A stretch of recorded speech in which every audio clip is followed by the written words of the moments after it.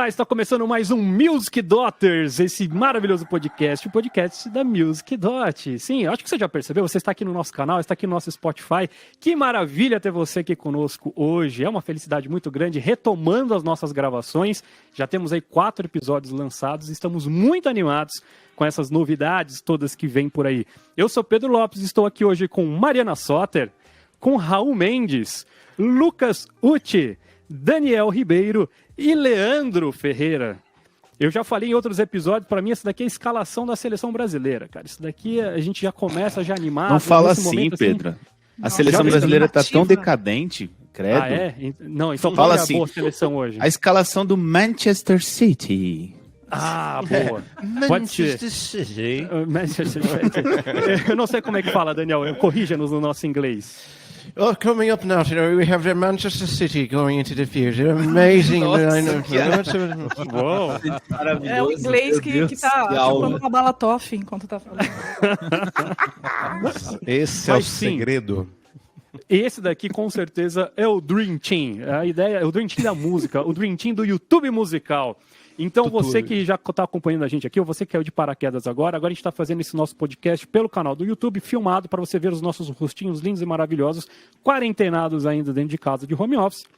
Mas a gente também tem, obviamente, a versão ali em áudio para você escutar no Spotify, Deezer. O que mais que tem, Raul? Não sei mais para onde que vai esse programa. Todas as plataformas digitais aí. Tá Apple Music. Qualquer coisa que tenha pod no site da começo. Music Dot também, né? Pra quem quiser ir no site da Music Dot lá, digita podcast, que tem lá também. Verdade, musicdot.com.br/podcast.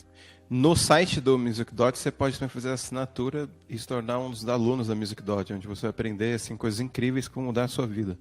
Lá não tem um muito podcast, bom, mas tem outras coisas, fica à vontade. Gente, adorei. Isso que é encontrar uma janela pra fazer um jabá, não é verdade? Não é? Fica aí a lição pra vocês, gente. Ó. Já caiu o dinheirinho, Bom, mas muito bem. Hoje nós vamos falar, então, sobre um assunto que eu acho que tem muito a ver com isso que o Daniel falou. Que a gente tem que estudar. Por que a gente tem que estudar muito? Por que a gente tem que saber o que a gente está fazendo? Porque justamente hoje a gente vai falar sobre um dos maiores problemas que assola, eu acho que pelo menos 99,9% das pessoas que fazem música. Vai falar sobre técnico de som? Ainda não. Esse é outro programa. Olha sobre... Olha os inimigos, olha os inimigos. Nós vamos falar sobre dor de barriga.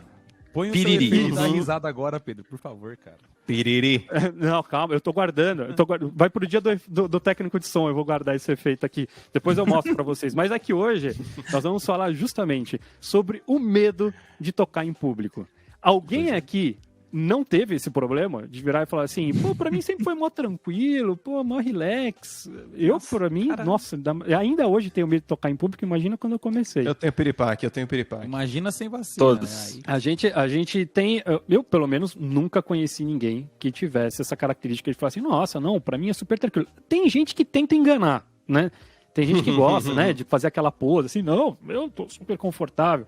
Daí na hora que você vai ver, tá ali tremendo mão, etc, etc. Que é óbvio, a gente se sente extremamente inseguro, a gente se sente extremamente ansioso ali de acertar as coisas, porque eu acho que, no fim das contas, fazer algo, a música, fazer algo em público, lógico, a gente sempre fica com medo. Então eu também tinha insegurança para apresentar um trabalho na escola, por exemplo, você sempre fica com medo de ser ridicularizado, etc.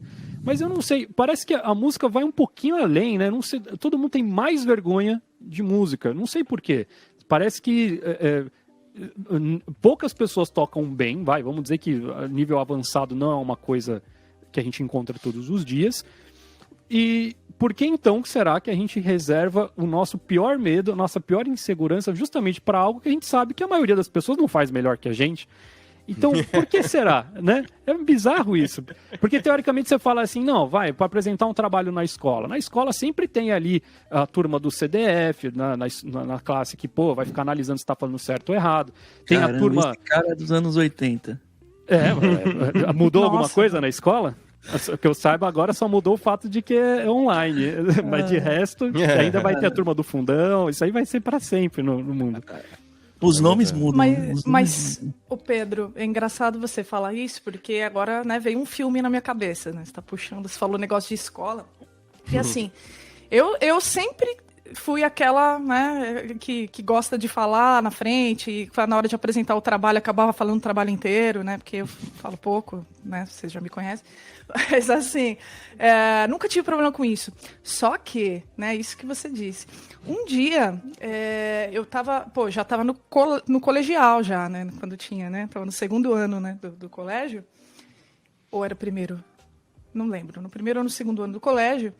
E não sei por que diabos a gente decidiu que ia apresentar uma música lá, eu ia tocar e cantar uma música. Que eu tocava violão, né? Cantava. E antes, né? Eu tava lá no intervalo, né? Com o violão lá, né? Rodinha de amigo, tocava, zoava, numa boa. Quando subiu para a sala de aula, chegou a minha vez lá de sentar e tocar na frente da classe. Eu não consegui. Eu comecei a tocar e eu parei. Aí todo mundo, não, vai, não sei o quê. A professora, não, vai lá, tá, não quero. Meu Deus. Simplesmente Eu recolheu o não violão. consegui, eu travei total. Foi a sua primeira apresentação da vida, Mari? Foi a sua primeira? Não foi a minha primeira apresentação da vida, porque assim, quando eu era pequenininha, o meu pai, ele gostava muito de ir em clube de chorinho, de serestra e tal, e me levava, e eu cantava. Eu cantava carinhoso, cantava, né?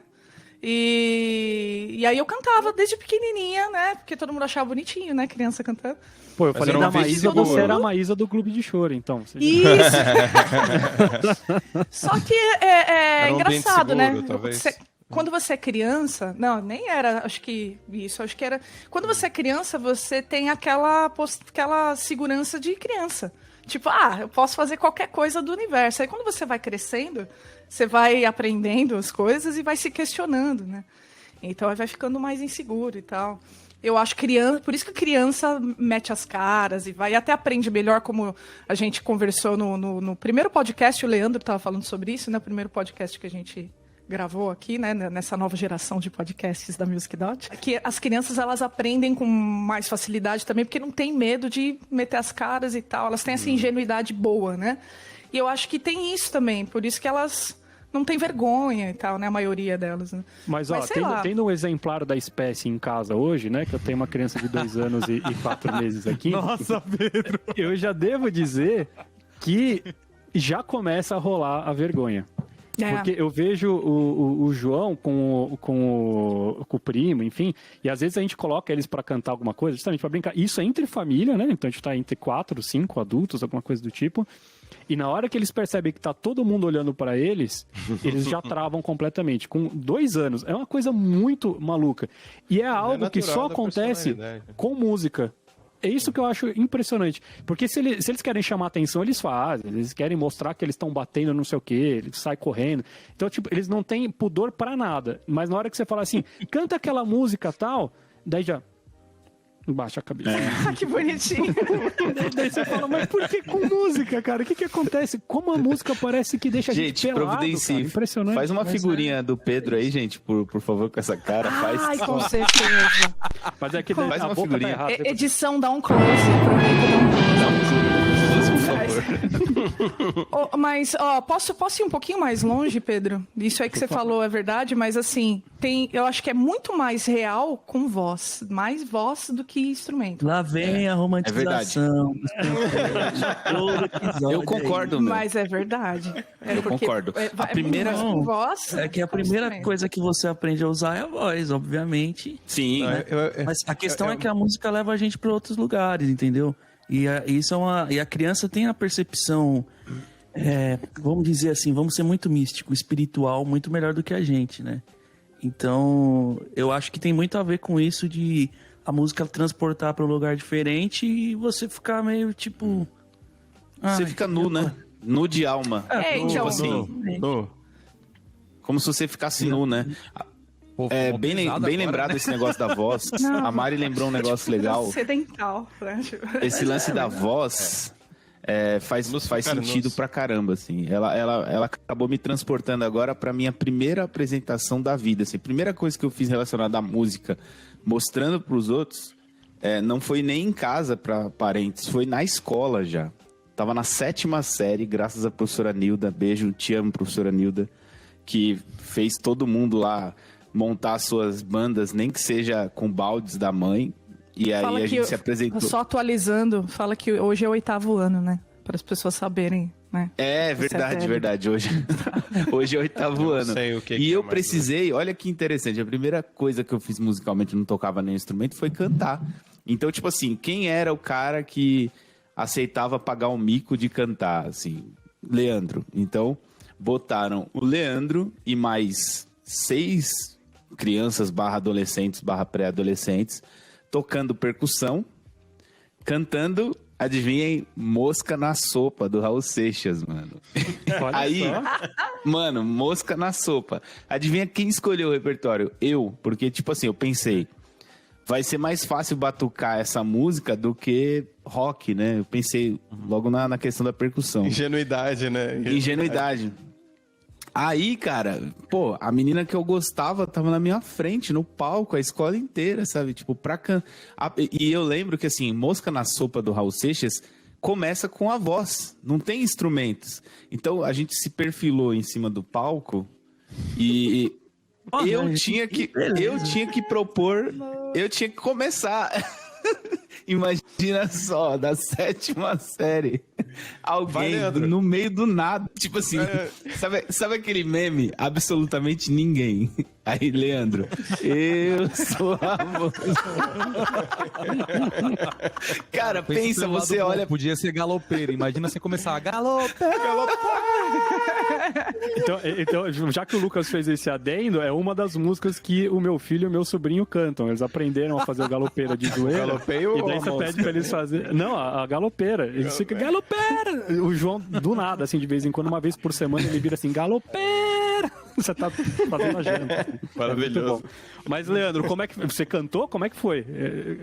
Eu tive que cantar, mano. Eu sou a mosca. E aí o problema é o seguinte, foi, na hora que chegou ali, eu olhei pra todo mundo e tipo assim, mano, começa aí, vai, tipo, vamos todo mundo junto, vai. Aí, não, aí os moleques logo, né, tem aquele mais safadinho que fala assim, não, a gente ensaiou, você começava a cantar. A gente ensaiou, eu quero nem saber, começa. Aí, mano, aí eu tive que meter um... Puxei o ar no peito, tá ligado? E... Eu sou amor. Não foi assim. Eu imagino que foi assim, ó. Eu sou amor. Mas não? E com a cabeça do Pedro, assim, né? E o pior é que essa música tem que começar assim com os 2 pés no peito, né? Tem que Na voadora, assim. Mano, A voadora do Agar, né? Pra quem a pior escolha de lembra repertório do da minha vida. Tá Final Fight. Olha quem já fez muito show ruim, hein, Leandro? Essa A pior escolha de repertório da vida, assim. Falei, meu, se eu soubesse que começava com vocal... Esse tipo de lembrança traz um monte de viagem, assim, né? Eu tô, tipo, enquanto eu tô ouvindo vocês, tô me esforçando pra prestar atenção, porque minha mente fica me roubando, assim, pra algumas memórias. E é muito louco, porque eu comecei a tocar bateria cedo, com 8 anos na igreja, e eu queria, porque eu queria já tocar no grupo de louvor, assim. Eu entendi que aquilo, tipo, eu também quero. Se vocês fazem, por que eu não vou fazer? Não é possível. Não faz sentido. Então, eu não consigo me lembrar de muitos momentos de timidez, assim, mas é porque eu acho que já era uma comunidade que eu já participava desde criança.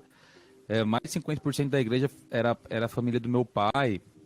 Meu pai tem mais 7 irmãos, então, e aí, imagina, entre irmãos e irmãs, com seus companheiros, e aí com seus filhos, já dá 187 pessoas tranquilamente.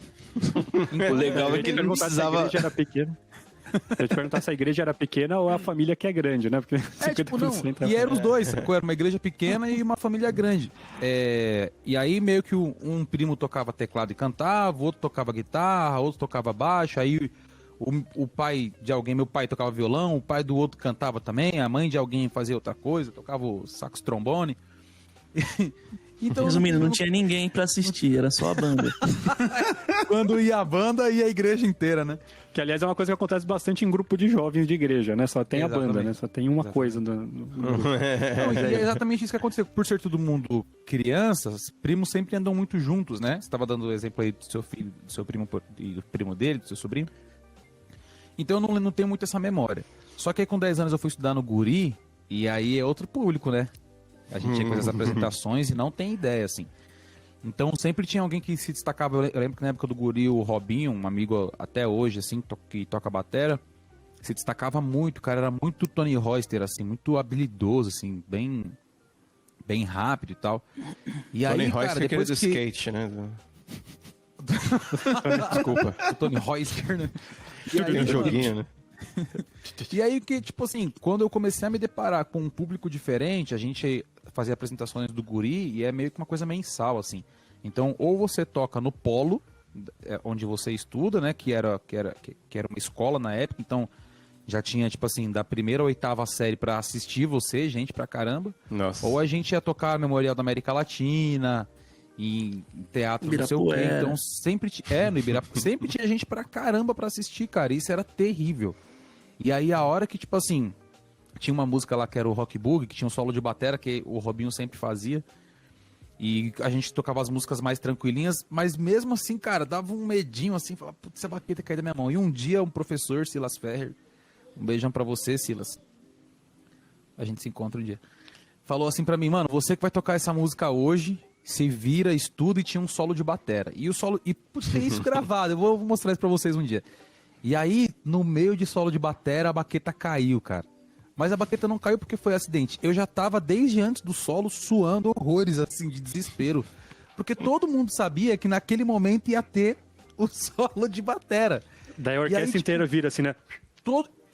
E aí, tipo assim, depois que acaba, quando volta o tema, é combinado que uma parte da orquestra bate palma. Então, tipo assim, mano, eles vão bater palma de qualquer jeito, sacou? E é um problema você saber que uma galera vai bater palma pra uma coisa que você fez mal feito. Com aquela cara assim, né?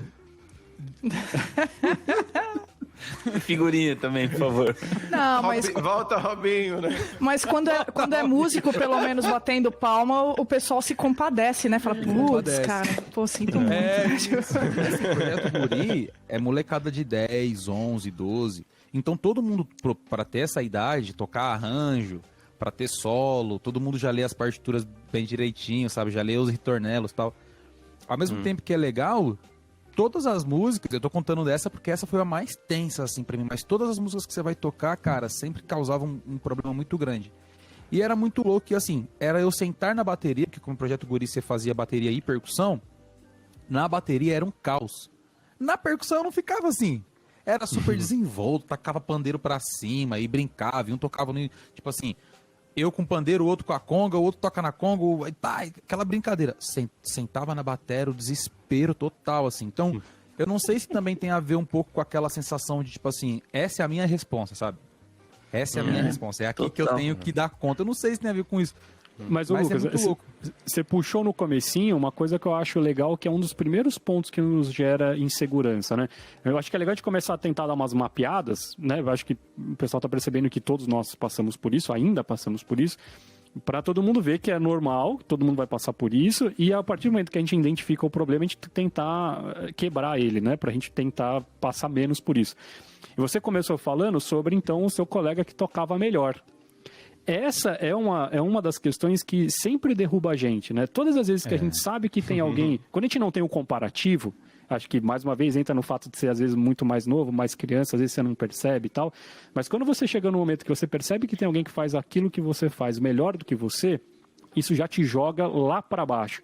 Sendo que não tem nenhum problema, né? Todo mundo começou um dia, todo mundo... Então, mas é louco como isso mexe com a nossa cabeça, né? A sensação de que, não, eu deveria ser igual àquele. Se eu não sou, então, nossa, minha autoestima vai para qualquer lugar, né? Tem um pouco disso, né? A gente começa... Se de repente não tivesse ninguém que tocasse melhor do que você lá, você estaria muito mais seguro. Ô Pedro, pra ver como todo mundo é assim, né? Eu tava lendo uma entrevista do Clapton, falando a primeira vez que ele... viu o Hendrix tocando, e acho que era um show do Cream, um negócio assim, né? Então, a banda do Clapton, né? Estourando, né? A galera pichava no muro em Londres, né? Clapton is God, não sei o que, assim. Clapton era o rei da cocada preta. Aí chegou lá, um malucão, assim, dos Estados Unidos, assim, no meio do show. Ô, deixa eu tocar uma música aí. Aí parece que ele deu a guitarra pro Hendrix, aí eles começaram a tocar, e ele falou assim, ferrou, cara, ferrou. Tipo... cara Deu ruim. Chegou aqui, roubou meu rolê da minha mão. Assim. E roubou rola. feio, né? Roubou feio, né? E esse que é a coisa mais Não, mas maluca aí que eu fico é as imaginando. pessoas mal criadas, né? Então, você vai dar uma canja, nunca que você vai tocar melhor do que o cara que tá lá, né? Você acha que Mano, mas acho que o Hendrix tá preocupado com alguma coisa, ele tá vendo ali, né? Ele, que MD, legal, vamos tocar aí. LSD. Aquela CD bandana player, batizada MP3. dele. Eu acho, O cara mandou um laserdisc lá.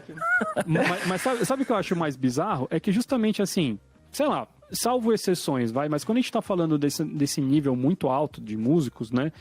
Em geral, eu acho que o Hendrix nem chegou para do tipo. Imagina, eu não conheço a história do Hendrix. Para tipo, eu vou lacrar em cima do Clapton e mostrar que ele não sabe nada. Acho que o cara nem tava ligado nisso. Pegou a guitarra e fez o que ele sabia fazer. E por outro lado, olha que coisa louca. A gente mesmo já olha e fala assim, porra, daí humilhou, né? Mas tem lugar pros dois, né? Quer dizer, não é porque surgiu o Hendrix... Sim, o Hendrix faz guitarra solo e o Clapton faz guitarra base. Tem lugar pros dois. Mas tem o que eu quero colocar justamente é que assim, a gente tem uma sensação na música, por isso que é muito louco, de que como se só tivesse espaço para um, sabe?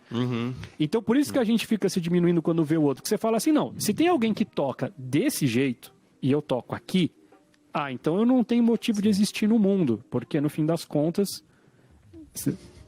É o Hendrix chegando no palco, um pavãozão. Isso é. A gente tem síndrome de pavão, né, músico?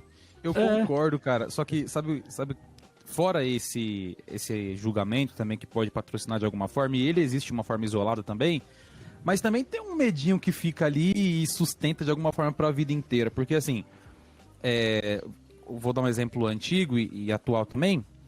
Nessa época, o Robinho era o nosso herói lá dos amigos da batera, assim, mano. E, inclusive, um beijão, Robinho. Cara, que legal. Só que, assim, a gente usava, às vezes, as ferramentas que ele usava pra tocar, pra conseguir tocar algumas coisas legais também, assim, sacou? Então, de alguma forma, soava positivo. Por outro lado, mesmo que fossem outras músicas que eu tocava batera, a hora que eu sentava na batera já, tipo, dava um jazz. E assim, tinha apresentações que eram 2 bateras tocando junto. Eu lembro de uma amiga, Camila, que tocava batera também. E aí a gente tocava Blue Moo, que na época a novela tava estourada também, né? Tinha Blue Moo e tinha o tema do Batman, que a gente fazia junto na batera.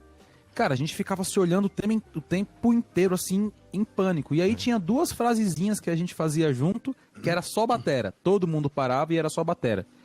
E a gente passava meses estudando só essa frase, que era tipo assim, semínima e colcheia, pra não errar, porque a gente sabia que, por mais que estivéssemos em 2... a hora que a banda inteira parasse e fosse a nossa hora da frase, não existia mais ninguém que pudesse nos ajudar.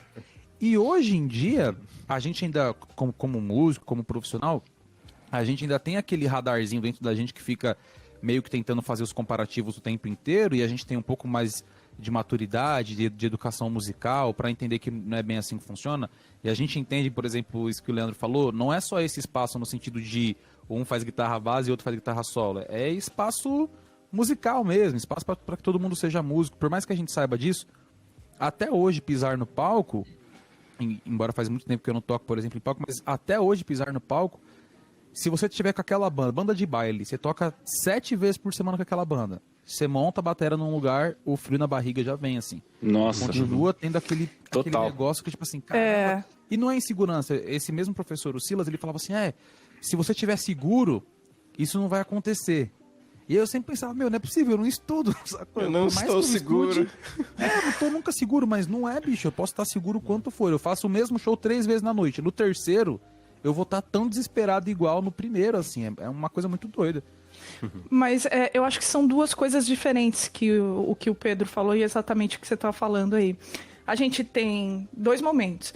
Um é esse travamento com o público, com pessoas te olhando, né?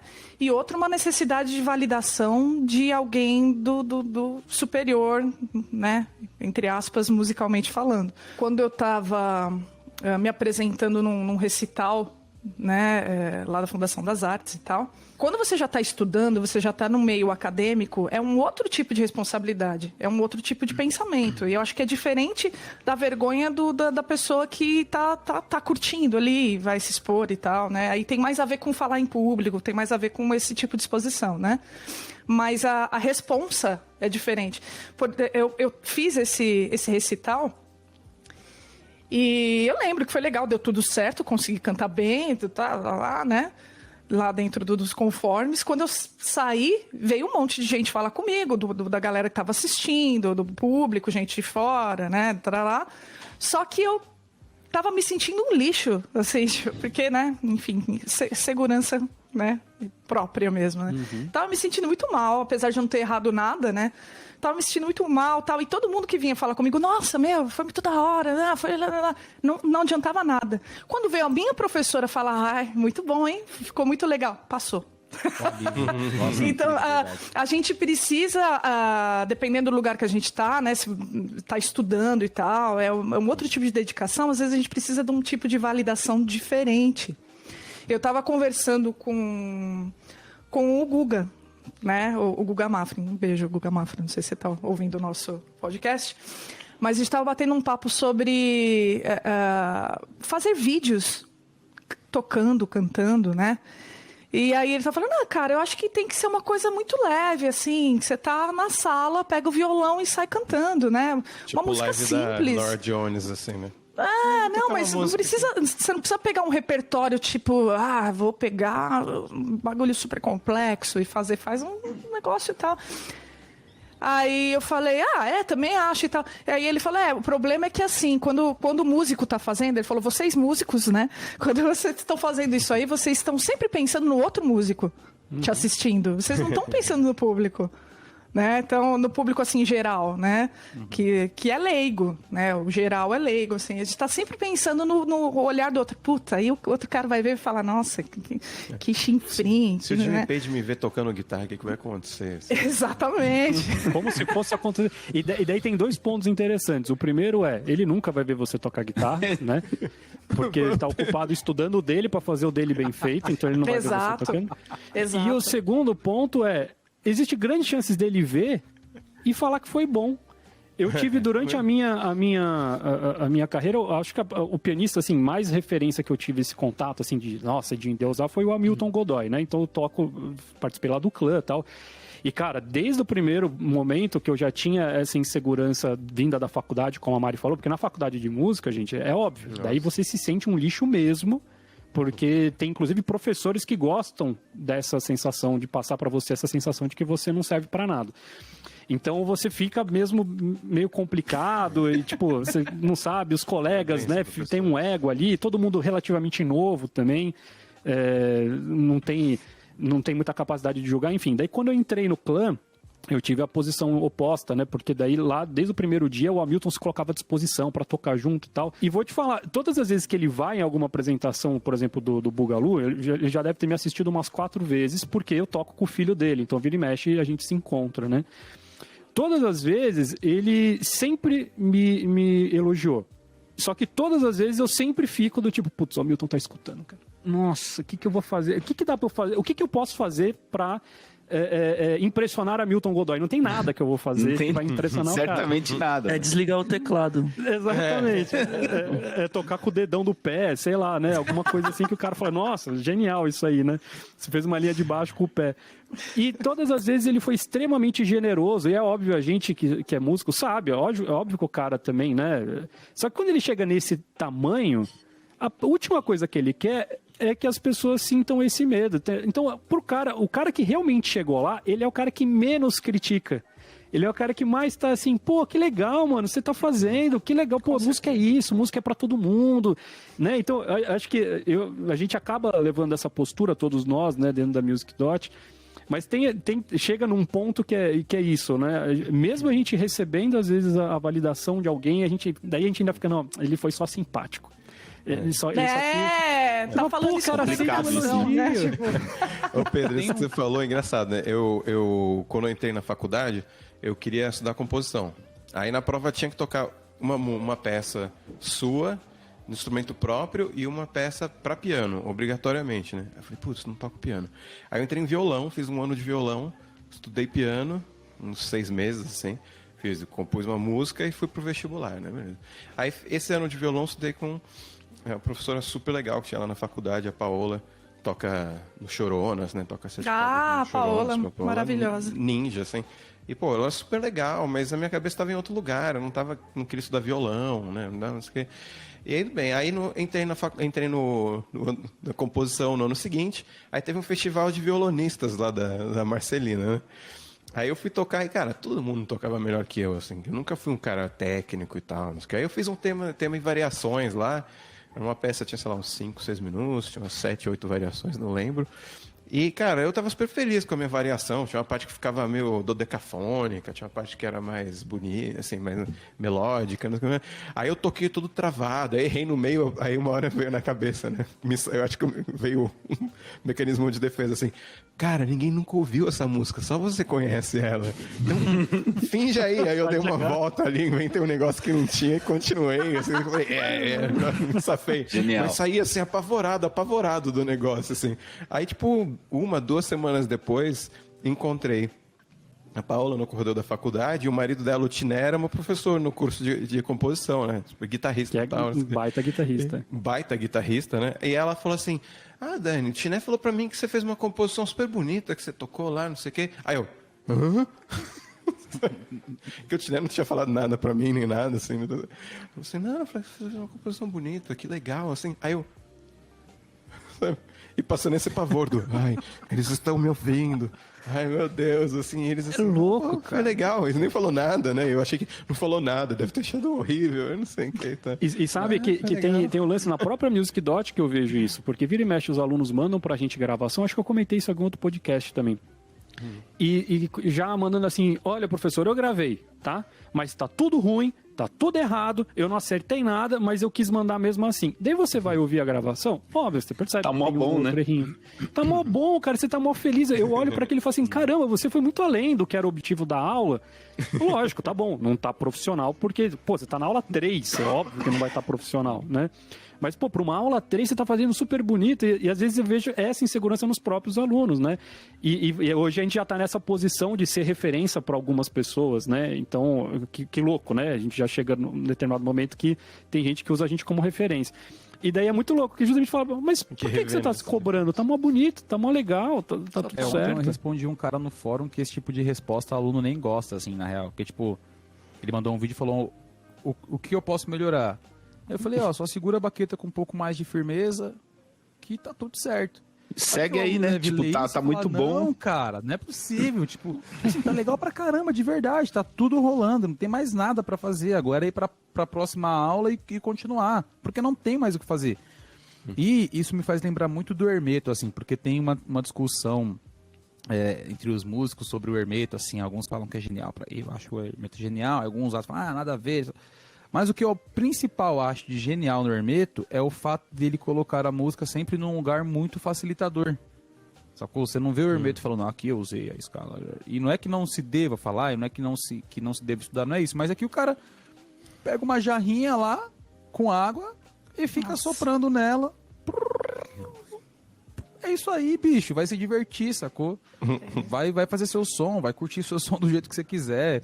O cara faz uma flautinha, tem uma música lá que ele faz com mais outros caras, tipo num lago, assim, numa lagoa. E é engraçado pra caramba, é legal pra caramba, é musical pra caramba, porque assim, é nesse lugar da diversão. Só que, tipo assim, o cara já tá com quantos anos de idade pra passar essa mensagem, o tempo inteiro passando essa mensagem. E a gente duro ainda. Uma coisa que a maioria falou aqui, eu falei, o Daniel falou, eu acho que o Pedro falou, mas se o Pedro não falou agora, ele fala às vezes quando a gente tá conversando de banda, assim. Não, na minha época, dos meninos que eu estudava, eu era o pior, assim, da galera que eu estudava.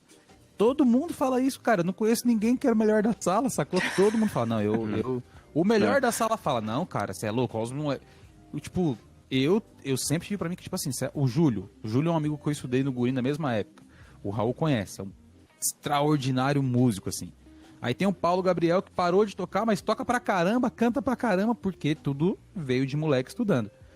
E a gente continua com essa coisa e parece que demora um pouco pra mudar a chave e parece que quando a gente visita esse lugar, é meio que raro visitar esse lugar da tranquilidade, da diversão e tal.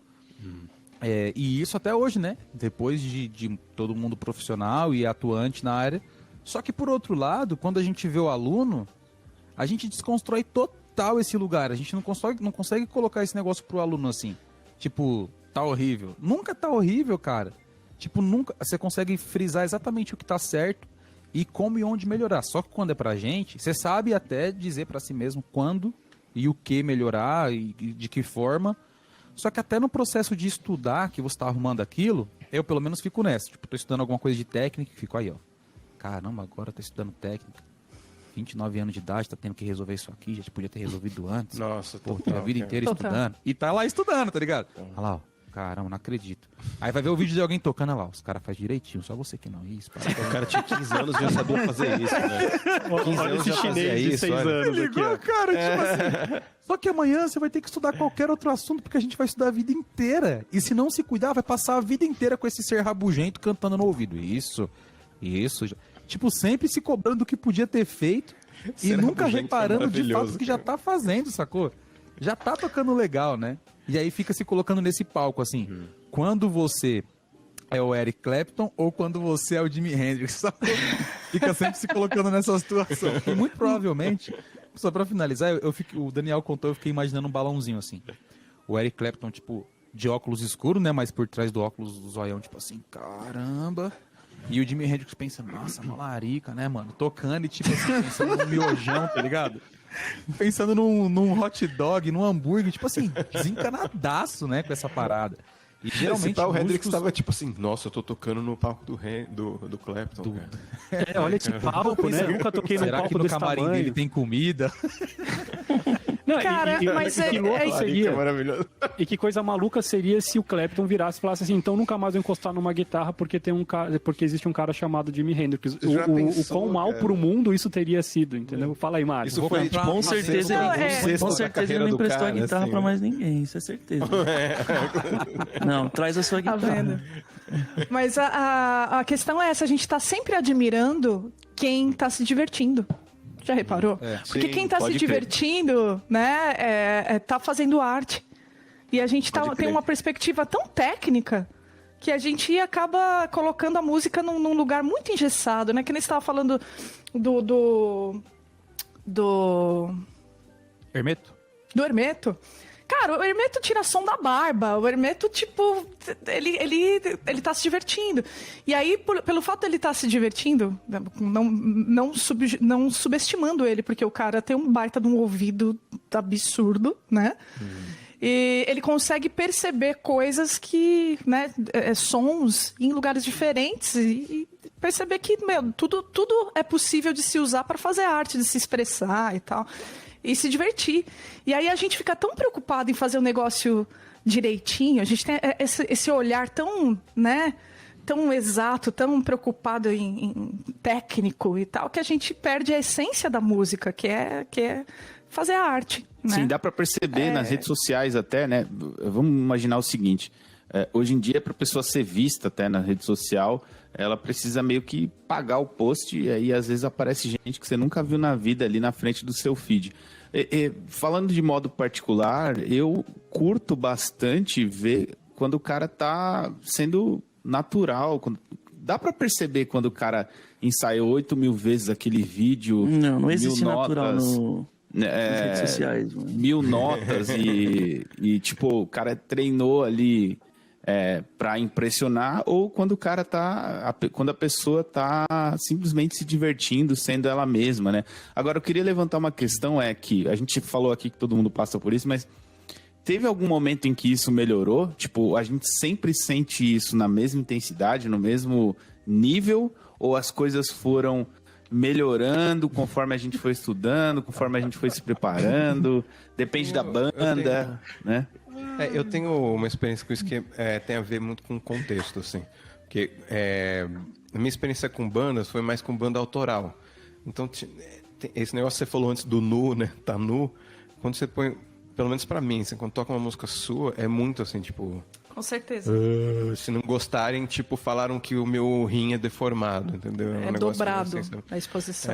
E aí quando eu tô tocando num contexto que as pessoas que estão lá são pessoas que eu sei que gostam, que aprovam o que eu tô fazendo, eu me sinto mais relaxado, assim, né?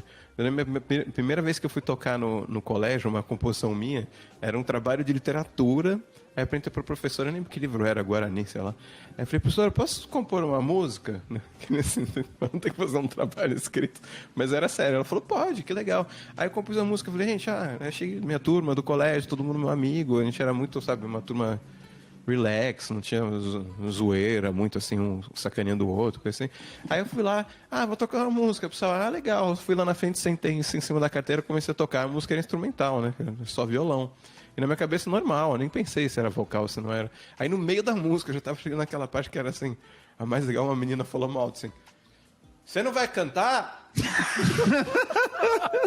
Como você vai cantar? Aí eu, hã? Tipo, eu saí do trânsito, tava numa pira ali tocando. Aí, essa experiência instituiu um pavor em mim. Tipo, não, o ambiente amigável não é amigável. Caralho, eu ouvi a voz dela gritando. Ela olhou com uma cara de tipo assim, pô, mano, a voz você não dela vai foi cantar? assim, ó. Você não vai cantar? Ele escuta isso até hoje, né? Tipo... Por favor, de novo. De novo. Você não vai cantar? Mas assim, né? Mas saindo disso, né, indo pra isso depois, é a sensação que às vezes eu tenho, sabe? Até hoje. Você vai mostrar uma coisa sua e as pessoas estão olhando assim, né? Geralmente. Sim. Ó, que interessante você falar mas isso. isso é apresentação de faculdade, assim, cara. Você fez essa música, é? Porque quando você entra na faculdade, calma lá, quando você entra na faculdade, esse você não vai cantar se transforma em outras coisas. Na cabeça Você vai cantar? Não, tá ao contrário. A pessoa tá pensando assim, mas você não vai improvisar?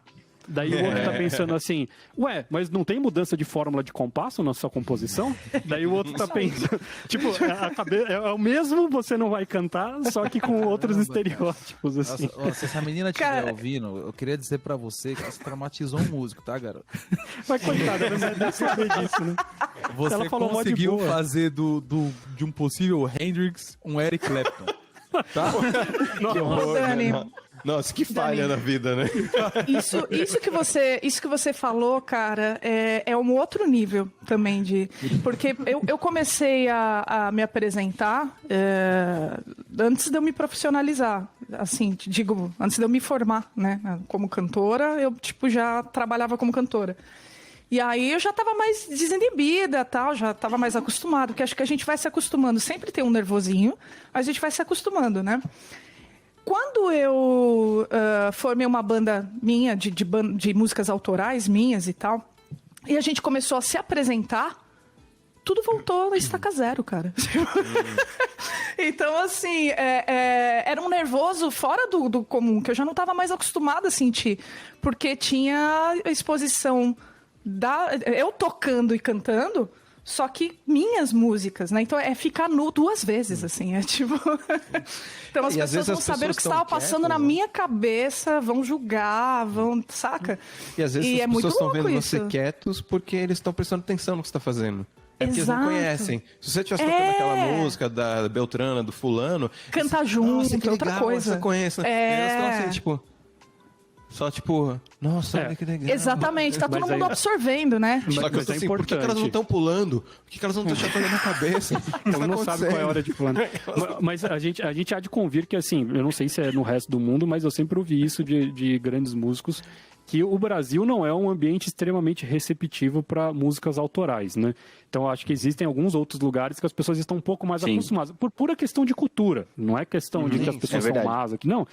Então, a gente tem uma certa estranheza, sim, de ouvir coisas novas. A gente tem uma certa resistência. A gente está muito acostumado ao nosso gosto ser ditado por mídia. Acho que tá aí, esses últimos anos aí de digitalização das coisas, talvez mude bastante essa cultura para essa nova geração, né? Mas a nossa geração ainda tinha muito isso, né? Não tocou no Faustão, eu não vou dar muita bola, né? Do que tá rolando e tal. Então, eu sinto realmente que é pior ainda, porque daí você está realmente tentando convencer a pessoa que não queria estar ouvindo uma coisa nova, de que é interessante. E muitas vezes ela vai gostar e no final vai te agradecer, vai falar, pô, essa música mexeu comigo de alguma forma, e etc, né? Prova Mas, ó, eu queria... Toca Raul, né? Então, aproveita que você falou do Raul, porque o Raul tá quieto hoje. Raul, eu quero escutar os seus podres, cara. Cadê a sua pior história? Cadê o seu café? Porque eu tenho, claro, eu acho que tem a ver com... É o Silvio Santos da música. Não sou o Silvio Santos da música. Mas é que eu sempre fui meio marginal, né? E eu comecei a tocar com 7 anos, então... Acho que é antes até. Sei lá. Eu lembro que no último ano do prézinho foi a primeira vez que eu levei o violão, assim, pra escola. Caramba, então eu sempre... Vez? Cara, o violão aqui, assim, né? Cara tocando. Mariachi. um baixo acústico. Mariachi. Parecia, sabe, aquele filme do menino mexicano, o Viva a Vida é uma Festa, Coco. alguma coisa assim. Esse filme é maravilhoso. Era tipo isso, violão gigante assim, e eu tocando. Então, eu sempre levei, tipo, pelo menos uma vez por semana eu levava o violão pra escola, né? Então, eu não tinha muito esse... Claro, você tem... É o lance do... É que eu tenho o meio do caminho, assim, que é você subir no palco, que é uma coisa totalmente diferente, e você tocar ali pros seus amigos e tal. E esse subir no palco, às vezes, é o que aconteceu com a Mari lá, que ela travou de apresentar um trabalho na frente pra todo mundo, assim, você, tipo, travar, né? E eu acho que, assim, a gente não tem medo de subir no palco, né? Eu acho que, pelo menos pra mim foi isso. O medo é a avaliação das pessoas que estão de fora. Então, o medo não é do palco, e sim do que as pessoas vão falar. A gente quer o palco. E eu, mano, sempre fui muito... E, assim, tudo colaborou pra eu ficar bem tranquilo, assim, antes de se profissionalizar, né? Porque aí, quando você começa a tocar em palco de verdade, aí você, cara... Eu fiquei em choque a primeira vez, assim... Mas, por exemplo, eu sempre toquei na igreja também. Então, sempre teve esse ambiente e na igreja eu tocava com banda. Então, por ser guitarrista, você pode se esconder atrás de outras pessoas. Aí você vai se acostumando com isso também, né? É muito diferente do caso da Mari, que a Mari é frontman, cara. Enfim. Escorregar, todo mundo vai ver, né? Primeiro. E o erro e na verdade, o erro do cantor todo mundo percebe, né? Porque meio que a melodia é o que todo mundo sabe. Se você cantou errado, todo mundo vai perceber e tal. A gente der um acorde errado, sei lá, algumas pessoas vão perceber, outras pessoas passam. O que eu costumo falar é que o cantor é o único que tá tocando um instrumento que todo mundo toca. Isso é verdade. E aí, esses fatores colaboraram para eu não ter muito medo, assim, e a galera, assim, no colégio que a coisa fica feia, né? Tipo, o Lucas tava falando lá de, quando eu tocava no Guri, a baqueta escorregou, eu já pensei, nossa, mano, a primeira coisa que eu ia fazer no outro dia era passar manteiga na baqueta dele. Então, você tem um lance de não errar pra não ser zoado, né? Sim. E eu sempre fui muito, cara, quer zoar, zoa. Ô, Raul, mas você já tocava bem? Tipo assim, porque... Tem um ponto em que a pessoa é descolada, assim, relaxado, por já tocar bem, assim, por já estar bem resolvido. E tem um ponto em que é, tipo, o famoso Dunning-Kruger, né? Tipo, a pessoa não tem noção que ela precisa estudar mais, ou não tem noção de que ela tem que... de que existem outros níveis acima, a Diane sabe? Kruger toca? Sim. Por isso que eu falei que tem o meio, assim, que é quando você pisa no palco de verdade. Quando esse antes e o depois, o antes, eu não estava preocupado com necessariamente se eu estava fazendo certo ou se eu estava fazendo errado. Eu estava preocupado com a música que eu estava tocando, de me divertir, de tocar aquilo que eu queria, de estar ali, de juntar a galera. Eu sempre gostei de juntar os amigos para fazer, comer lanche na escola, e enfim. Comer lanche. Fofura com pimenta. Todo mundo pagava o seu lanche. Exatamente, Todo mundo passava o pacote de salgadinho, né? Tempo bom, né? Aquele fofura. Fofura, torcida. Fofura, pode crer. E a única vez que eu lembro, assim, que hoje eu melhorei bastante, eu já fui muito ignorante, né? E a única vez que eu lembro que alguém veio falar, um moleque veio falar isso no colegial já, o cara falou, mano, tá tocando tudo errado. Aí eu peguei o violão e falei, então toca aí, queridão. Aí, tipo, o cara falou, não, eu não... Eu falei, mano, então como você vai falar que eu tô tocando errado? Então, assim, corajoso, eu nunca teria feito isso. Eu teria entrado em posição fetal e chorado. Eu ia ficar assim...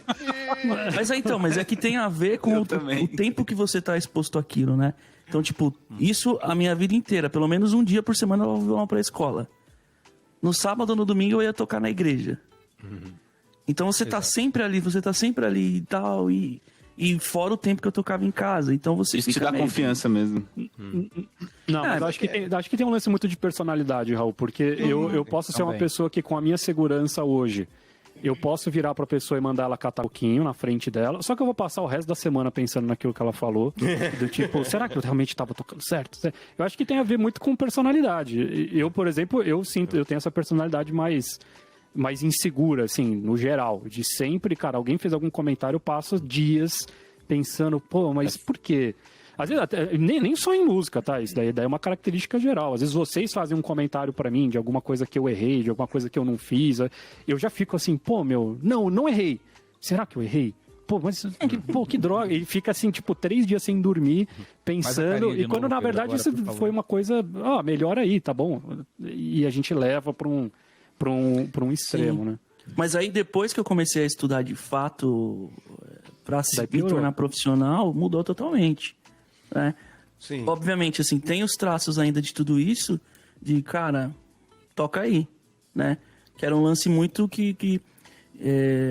enfim, e eu comecei a me cobrar. Toda vez que eu termino de tocar, toda vez, isso até hoje, que lixo, cara. Cara, eu quero parar de tocar, eu nunca mais quero tocar na minha vida.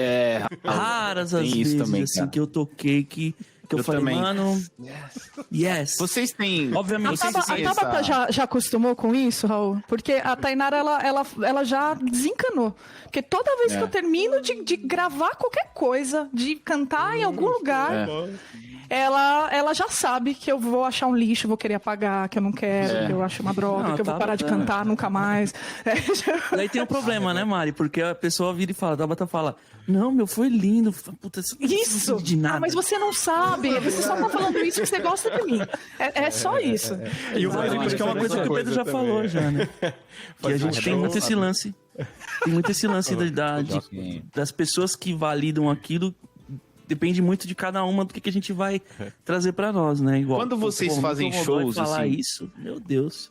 Quando vocês fazem shows, depois de uma apresentação, vocês ficam lembrando daquele momento em que a mão escorregou, sabe? Tipo, ou sei lá, aquela nota trastejou. Porque, é impressionante. Claro. Inclusive, já tá combinado aqui que a gente vai ter que falar de novo desse assunto, aprofundando ainda mais no campo psicológico. Tem que trazer um psicólogo aqui. Tem que trazer um psicólogo. Thay, ajuda nós, Thay. Vai, Tainara, pelo amor de Deus. Olha que maravilha. Pô, tinha que ter casado com uma psicóloga também. Olha só que interessante. Não dá certo. Não dá certo. Não resolve isso, gente. Não resolve. Não resolve o problema. Não resolve. Cara, comigo... Santo de casa não faz milagre. É muito louco que, assim, você...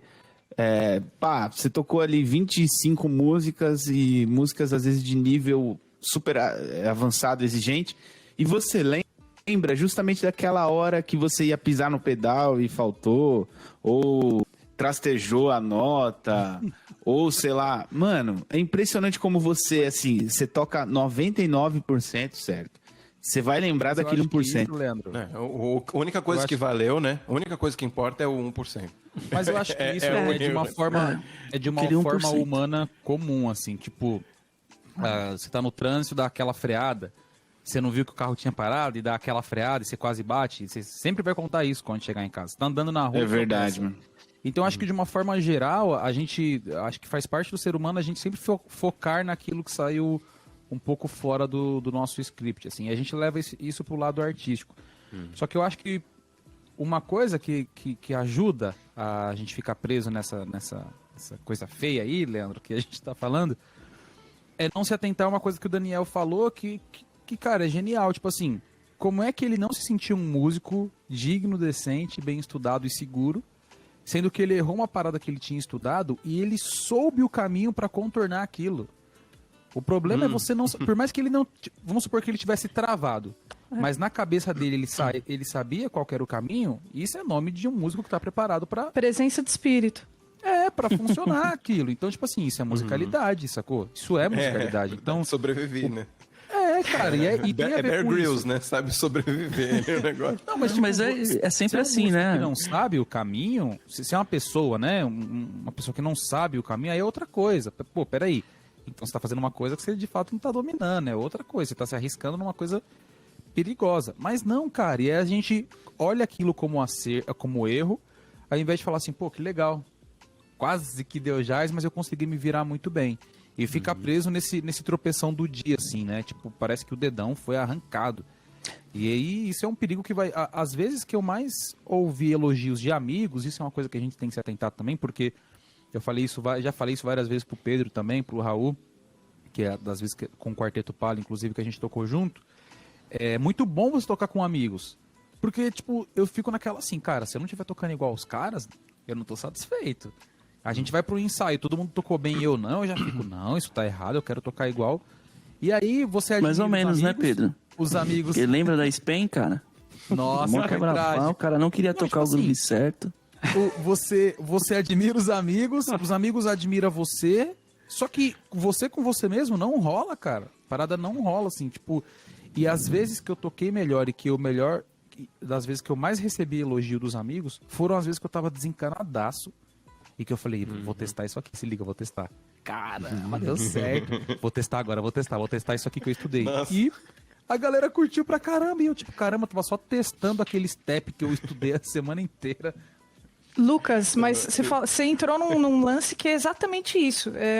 O que eu reparei ao longo dos anos, assim, é que os momentos que você mais curte, que você acha mais gostoso estar cantando lá, que você se entrega, tal e tal, que você mais interpreta, que você mais está dentro da música do que fora, né? É o momento que vai ficar, que a pessoa mais, tipo, o pessoal mais vai curtir. Mesmo que ele não seja um momento virtuoso. Às vezes não é um momento super virtuoso, cheio de nota, cheio de coisa.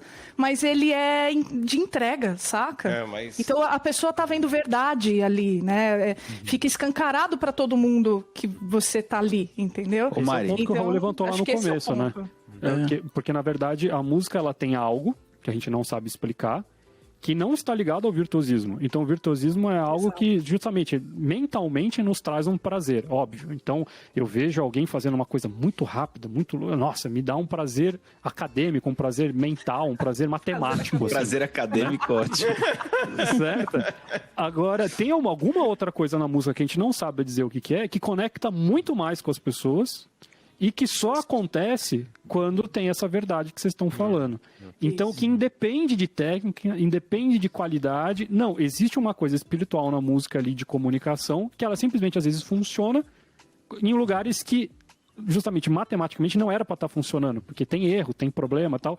Mas, assim, simplesmente, se o objetivo é comunicar, naquele momento aquilo foi super comunicado, né? Então... Uma frase que me ajudou depois da academia, né? Durante foi... Eu não lembro quem foi que me disse, se foi algum professor, se foi algum colega, que mano, quando você pisar no palco, o Raul, pessoa física, o Raul, pessoa jurídica, fica lá embaixo, mano.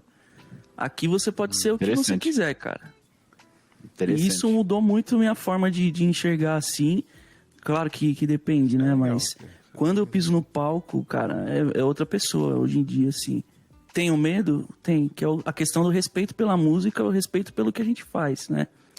Mas depois que você toca a primeira, a segunda, a terceira música, aí você já tá em outro lugar. Claro, agora que você falou isso... Depois que você termina, vem o julgamento, né? O julgamento, fala, puta, cara, você foi mal hoje e tal, não sei o quê. Você falou da primeira. Mas o prazer de chegar no final disso... Mas o prazer final é muito, muito, muito bom, assim, cara. O prazer final é muito bom. Essa frase tem que ficar. O prazer final é muito bom. Mas, em todos os momentos. Aproveitando que você falou esse negócio aí, manda aí, Lucas. Essa parada de tocar, assim, quando você consegue calar o Muttley um pouquinho, você calar o nome a voz ali da amiga que tá... Você não vai cantar. E quando você tá... Agora é um jogo com a música, e a gente tá usando essa expressão espiritual, mas entenda você que tá ouvindo como você quiser, mas é um lugar que é não palpável, né? Não conhecido, assim, não fisicamente entendido, enfim.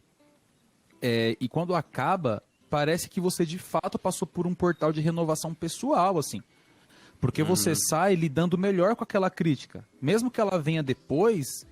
Parece que você fala, pô, não é bem isso. Mesmo que dure 3 dias, assim. Mas você fala, puxa, não é isso. E quanto mais você toca, quanto mais você se envolve, por isso que a gente fala muito de estudar, né?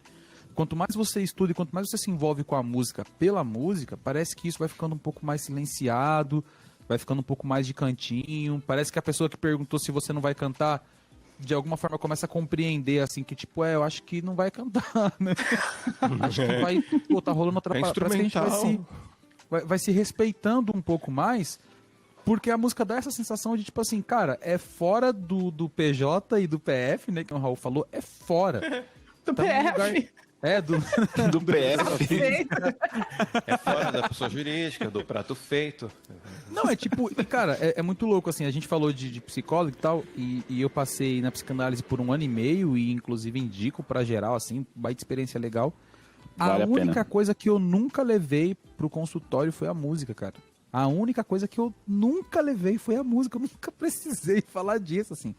Parece que a música por si só, ela te resolve, ela se resolve e vira um ambiente mais controlado, assim. Então, pô, mas vocês estão falando que subir no palco causa esse medo e tal. Causa.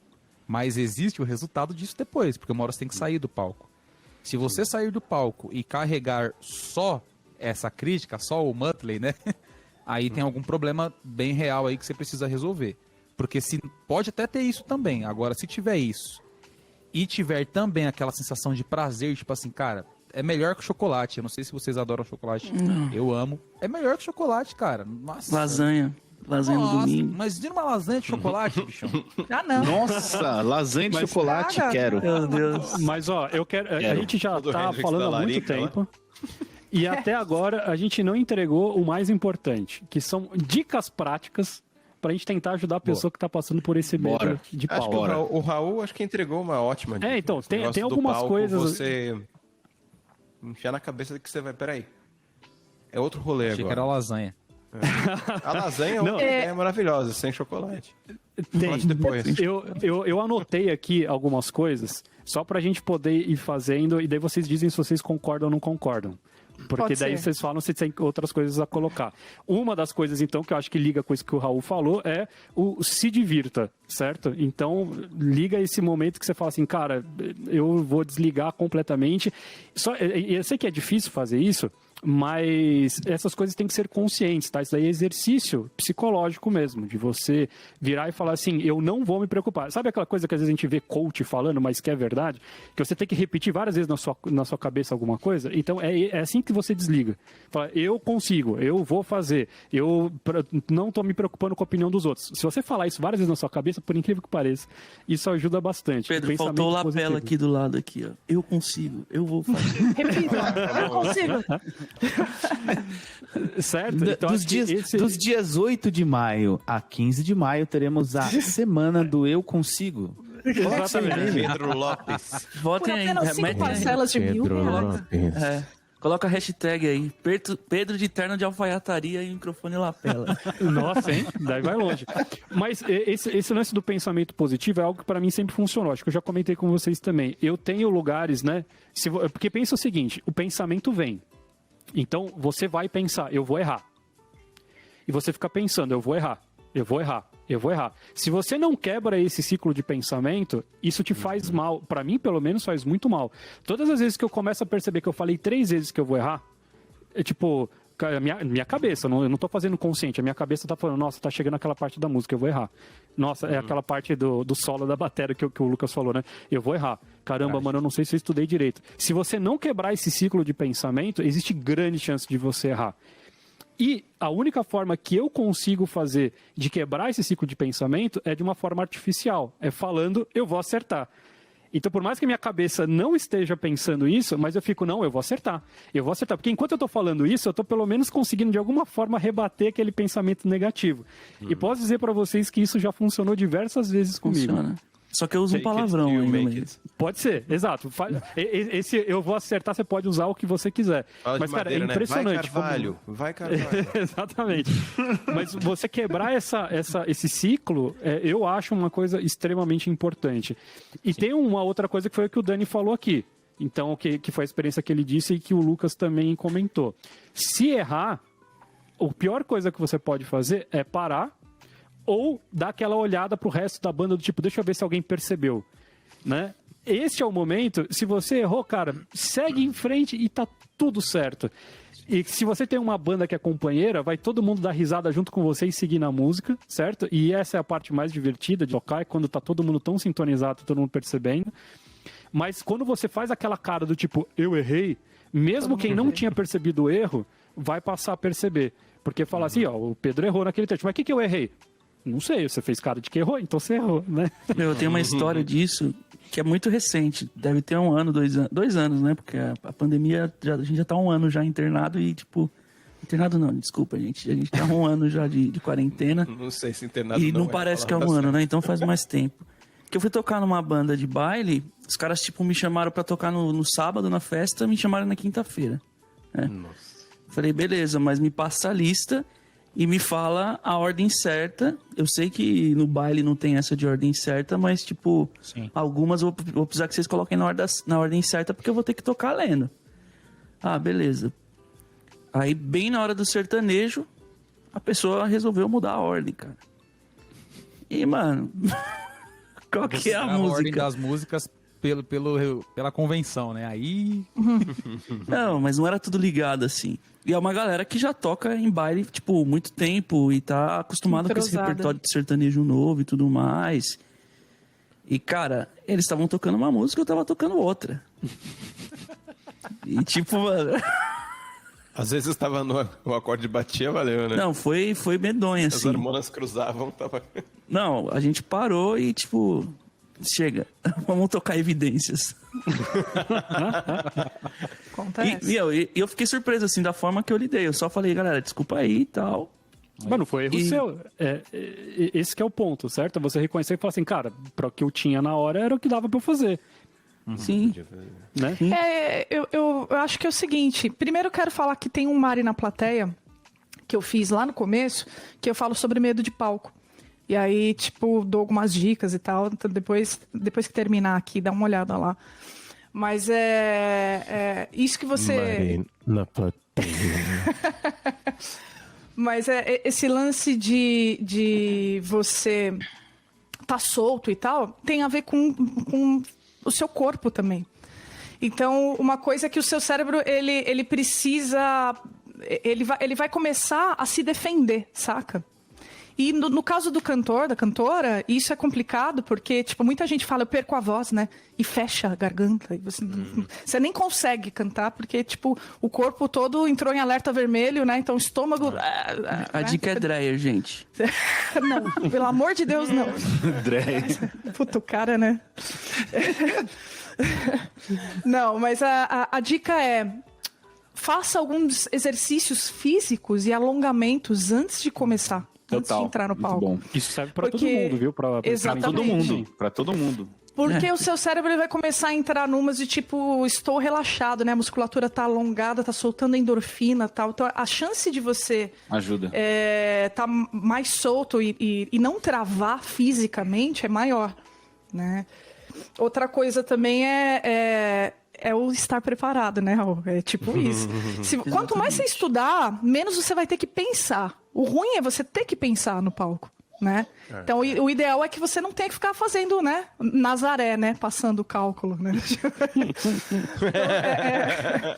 a ideia é que você consiga, tipo, ligar no automático se você precisar. Entende? Só deixar acontecer e tal, que... né? Então... Ó, temos alguém aqui que não tem medo de errar. Olha aí, ó. Olha lá. Exato. Ó, tá. E ó, até sabotou o microfone do pai, ó. Sabotou o microfone do pai aí. Não, eu sempre... Cara, até perdi a fala aqui. Mas o poder é isso que a Mari falou. Tava na minha lista esses dois aí. Ó. O primeiro ponto era esteja preparado, ou seja, treine muito. Certo? Da forma correta, isso é importantíssimo, porque a gente vê muitos alunos que treinam muito, mas treinam errado. Então ficam repetindo o erro. Estuda então, o erro, né? Exatamente. Então você tem que estudar da forma correta, como o seu professor te orientou e tal. Se você estiver muito bem preparado, você começa a diminuir o efeito que o nervosismo consegue fazer em você. Essa que é a grande verdade, que o nervosismo vai aparecer. Só que quanto melhor você está preparado para aquilo, menos porcentagem você perde de qualidade. Se é uma coisa que você não está preparado para fazer, você vai perder 50% de performance, certo? Se você está muito preparado, estudou muito para aquilo, está tudo certo, você vai perder 10% de performance. E o nervosismo só vai ter capacidade de te zoar até ali, né? E falando isso em é muito importante com banda, né, também. Isso, falando em performance também, é muito importante você estudar como você vai tocar isso, né? Como você vai tocar é tipo, por exemplo, batera não tem esse problema, né? Talvez ele tenha problema de configuração da bateria, que chega no lugar não tem a configuração que ele estudou e tal. Mas agora guitarrista, baixista, tecladista, sei lá, cantor. Cara, se você estuda sentado, você vai tocar, você vai fazer o show sentado. Então estuda o repertório em pé. De frente pro espelho, ou filmando. Em casa mesmo, que eu acho que deve ter gente falando assim, mas eu tô em casa. Exato, mas é isso, você tem que colocar o mais próximo possível do real. Fecha a porta do quarto e pula, se você pula no seu show. Você tem que... Não, bateristas, perdoem a ignorância do Raul, ele não sabe o que fala. Mas o que acontece não sabe o que fazem, né? Porque existe uma disposição que você estuda o dia inteiro, todos os dias na sua casa, e você chega no palco, não tem a metade do espaço para a bateria que você estava estudando na sua casa. Então você tem que colocar a caixa numa disposição diferente, o chimbal numa disposição... Não, mas você toca em pé?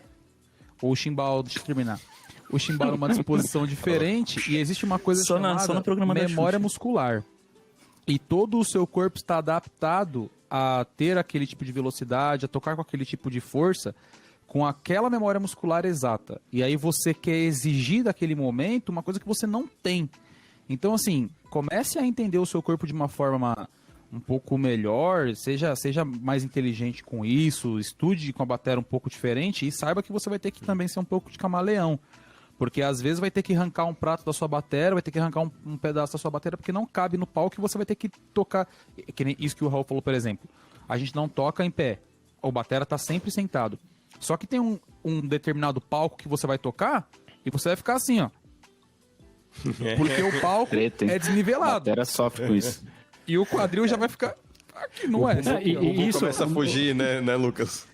Aí a bateria anda, a caixa fica muito mais próxima do que você está acostumado. A anatomia é uma coisa que a gente está adaptado. Se você trocar a maçaneta da sua casa, você vai sentir a diferença do peso da maçaneta. Quem girar... posição de pernas e braços, enfim. Então isso por isso que é importante tocar pra valer também, né? Tocar pra valer. Exatamente. Você estuda na sua casa com a baqueta aqui. Mas eu acho que a maior coisa que vocês estão trazendo aí é um outro ponto que é assim: evite ao máximo surpresas. Então o seu apetite ao erro tem muito a ver, né? O quanto você está disposto a errar tem muito a ver o quanto você se preparou. Então a gente está falando desse lance do estudo, mas não é só estudo. Tem um monte de outras preparações que você pode fazer para evitar surpresas. Quais são essas preparações, por exemplo, dentro desse caso que o Lucas falou? Você não pode, de repente, fazer uma visita técnica ao lugar onde você vai tocar. Estou dizendo para as pessoas que são inseguras. Porque, por exemplo, todos nós aqui já temos um determinado nível de experiência que a gente já consegue fazer essas pequenas adaptações. A gente já se ferrou várias vezes. A gente já se ferrou, a gente já errou muito. E a gente já tem o conhecimento técnico muito grande para poder resolver qualquer problema, qualquer não, mas grande parte dos problemas que acontecem no dia a dia. Se você está começando agora, o que você vai tentar fazer é justamente diminuir isso. Então, vai lá antes, já vê se o palco é torto, se não tem espaço para bateria, um dia antes, ou se quiçá até uma semana antes. Vai visitar o bar que fechou com você, porque muitas vezes a gente fecha por telefone e tal. Depende vai do lá. cachê, né? Não, eu não acho que não, cara. Eu acho que justamente ao contrário. Dependendo do seu apetite para o risco. Porque quem está começando, o cachê vai ser baixo, provavelmente. E vai tocar em lugares piores. Então, assim, ou você coloca na sua cabeça que eu vou fazer o meu melhor independente do dinheiro que eu estou recebendo, ou você liga e fala assim, não, eu não estou recebendo bastante para fazer bem feito, então eu sei que vai dar problema, e tudo bem, dá problema. Acho que as duas posturas são válidas. Então... Falando em liga, vale a pena você ligar para alguém que já fez isso, ou mandar mensagem. Falando em liga, eu fiquei me perguntando aqui. Da justiça. Falando em liga, liga para mim. Araldite. Tá com a roupa do Super 15, tá ligado? Falando em liga para mim. Não, mas buscar informações é interessantíssimo, ajuda muito. Tipo, pergunta para quem já passou por aquela situação, pergunta pro seu professor, tipo, o que você fez quando você tocou em tal situação? Pergunta para quem já tocou no lugar, né? Eu lembro que, por exemplo, eu acho que vocês devem fazer isso também. Quando a gente passa sub para algum colega, a gente passa toda a capivara do rolê. Toda. A ficha toda. E já aconteceu comigo também, e foi ótimo, assim, tipo, quando a pessoa fala assim, ó, Leandro, queria que você fizesse um sub para mim tal dia e tal. Ó, as condições são assim, é bom você levar o ampli, levam, por exemplo... Uma das coisas que mais me marcou, eu lembro que quando a Fê Horvath me passou um sub, ela falou assim, Lê, leva aquelas lâmpadazinhas de LED, assim, pra colocar na partitura, sabe? Mano, aquilo ali salvou o rolê, sabe? Tipo, coisas simples, assim, que, por exemplo, claro, quando você tem uma pessoa... Né, cara? Quando você tem uma pessoa... Quando você tem uma pessoa que te avisa antes, é maravilhoso, mas você ter essa curiosidade...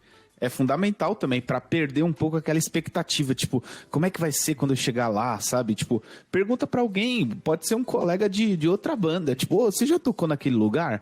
É tranquilo? Como é que é a subida do palco? Que eu vou ter tomada, sabe? Tipo, essas coisas. Sabe? Porque na verdade é que a gente subestima, quem nunca fez muito palco, subestima o poder que esse tipo de coisa tem para irritar a gente e te tirar do padrão. Então, quer dizer, não ter uma tomada do seu lado é uma coisa que pode destruir o seu dia. Porque você vira e fala, cara, eu ia passar alguma coisa, eu ia me acostumar com o palco, eu vou ter que gastar meia hora indo até a Calunga para comprar uma extensão para trazer para cá, ou é 220, queimou o meu amplificador. Daí fala, mas tudo bem, tem o outro amigo ali que tem o amplificador, é só passar lá na casa dele e pegar. Cara, você já desconcentrou, você saiu do teu mundo para fazer isso. Ou não tem retorno, né? No caso de não tem retorno. O que é isso? Retorno? Cara, mas é que cantor, quando a gente... Existem dois cantores diferentes. A mesma pessoa canta de maneiras diferentes quando tem retorno. Se ouvindo quando ou não tem. se ouvindo, né? Claro. Exatamente. E assim, é essencial. E é a maneira como você vai terminar o show também, né? Aí você termina com a laringe lá no cérebro, né? Todo tenso, porque você fez uma baita de uma força desnecessária e tal, porque você estava tentando se ouvir o tempo inteiro. E você faz isso sem querer. E assim, gente, acho que todo mundo sabe aqui, né? Se você tá pensando em cantar em bares, né? Em casas noturnas e tal. Não vai ter. Gente. Mas é importante você dizer, Mário, porque assim, você tem duas opções. Ou você faz aquilo que o Raul falou, então estuda em casa sem retorno e vê o que acontece, porque você vai ter que se preparar para isso. Não é a melhor opção. A segunda opção então você vai correr atrás de ter um sistema de monitoração seu e tal. Você vai levar no dia e pronto, entendeu? Isso, essa é a opção, cara. Você tem que ir atrás de um sistema seu. Mas porque cantar sem retorno é sempre prejudicial, cara. A gente sempre se lasca. E a grande maioria das casas, gente, já avisando, ninguém pensa nisso. Ninguém tá nem aí pra isso. Até pensa, só que nenhum funciona, né? Pois é. Chega lá, tá desligado. Que beleza. Ou o técnico de som sai pra fumar, né? Tipo, você tá pedindo aqui. Ou ele já tá bebendo quando você chega, ele já tá bebendo. Gente. Já aconteceu dos inimigos. De caso de batera, como é tudo tripé, né? O banco é tripé, o prato é tripé, tudo tripé. Às vezes não tem espaço pra você, tipo, pro batera total no palco. E aí o banco fica com um dos pezinhos pra fora do palco. Nossa, então isso você daí tem que controlar tentativa de assassinato, né, mano? Você tem que controlar o peso do corpo e a força que você vai tocar no bumbo, a força que você vai pisar no chimbal, porque, tipo assim, mais da metade do último pezinho tá saindo, cara. Então, dá uns jazz danado. Então, o que eu diria nessa questão técnica primeira coisa de tudo, crie seu padrão de qualidade. Se você já tá acostumado a tocar com um prato assim acessado, esteja muito bem adaptado com isso, porque quando você precisar mudar, você sabe o que é que você está mudando. Sacou? Se você vai ter que levantar o chimbal, deixar ele mais para longe, deixar ele mais para perto, você tem ciência do que você está fazendo. E aí, ter ciência de que você está alterando exatamente aquilo, você consegue se controlar um pouco melhor. Questão técnica, eu diria, tenha sempre isso, por exemplo, isso que a Mari falou, às vezes é o cenário ideal, mas às vezes não dá, né? Você não tem a grana para comprar tudo que você precisa. Então tenha tudo que você pode ter. Ah, mas esse tapete aqui é velho, eu tô desfarelado da minha bisavó. Tenha esse tapete, leva o seu tapete.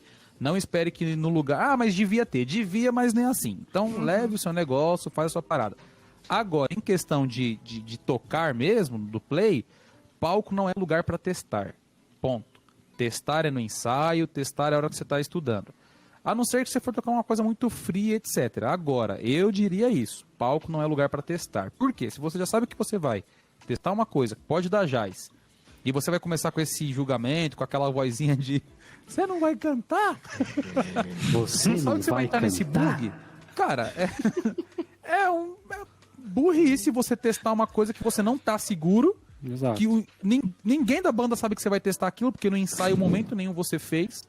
E você vai testar uma coisa que depois você mesmo vai ficar chateado e não vai conseguir tocar. Então não testa no palco. Mas é importante isso, Lucas. Esse teste, assim, logicamente que a gente brincou aqui, a gente fala que às vezes a gente faz tal, mas isso depende de você estar seguro. Se você está numa banda, que você está seguro, que você sabe que as pessoas vão rir, que as pessoas vão brincar, que as pessoas vão entender, que você não vai tirar ninguém...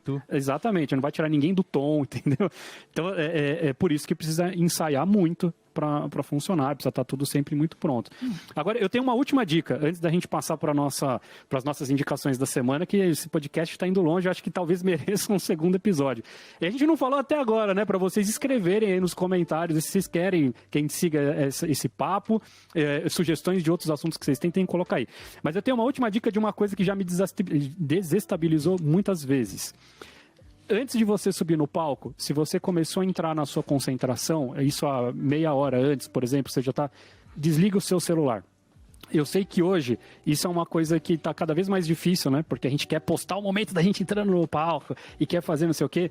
Não abra o seu WhatsApp. Por quê? Muitas vezes você vai receber mensagens que vão te desestabilizar para você entrar no palco. Se você tem aquela coisa... E eu não estou falando assim, que morreu a sua avó. Isso é o último padrão. É o extremo. Mas sempre pode acontecer de você receber uma mensagem da sua esposa que meio atravessada, que você achou que estava atravessada e não estava. De você, às vezes, alguém te mandar alguma coisa e você ficar preocupado e não conseguir conversar com a pessoa para saber se está tudo bem. Então, se tem uma coisa que eu posso indicar se você já tem um período ali, né, você ainda está nessa etapa de ter muito nervosismo no começo, cara, desligue.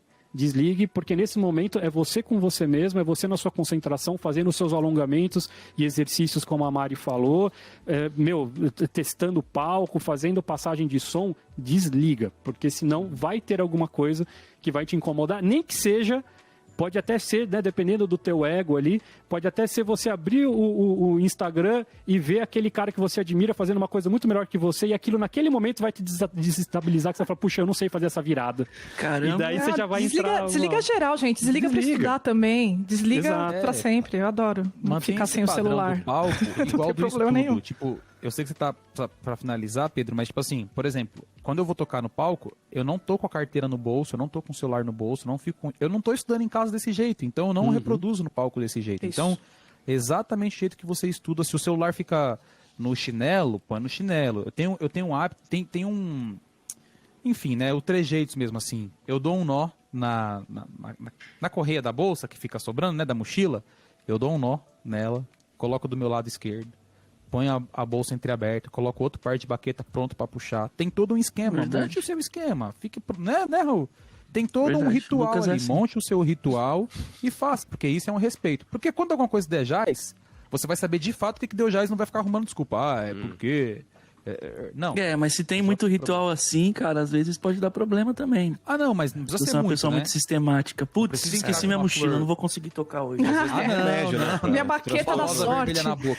Transtorno obsessivo compulsivo aí, né? Bater na porta. Não é isso, mas é você respeitar o seu processo. Porque no estudo a gente faz isso, né? A gente entra, fecha a porta, entra no quarto, fecha a porta, larga o celular, fecha o computador, não sei o quê. Então, tem esse processo também para tocar. Mas faz checklist, cara. Acho que dentro dessa organização, por exemplo, eu tenho checklist. Meu Deus, gente, eu tô com medo aqui do que vocês estão falando. Mas é isso, porque justamente, se eu não tiver um pedal de sustain, por exemplo, eu não consigo tocar.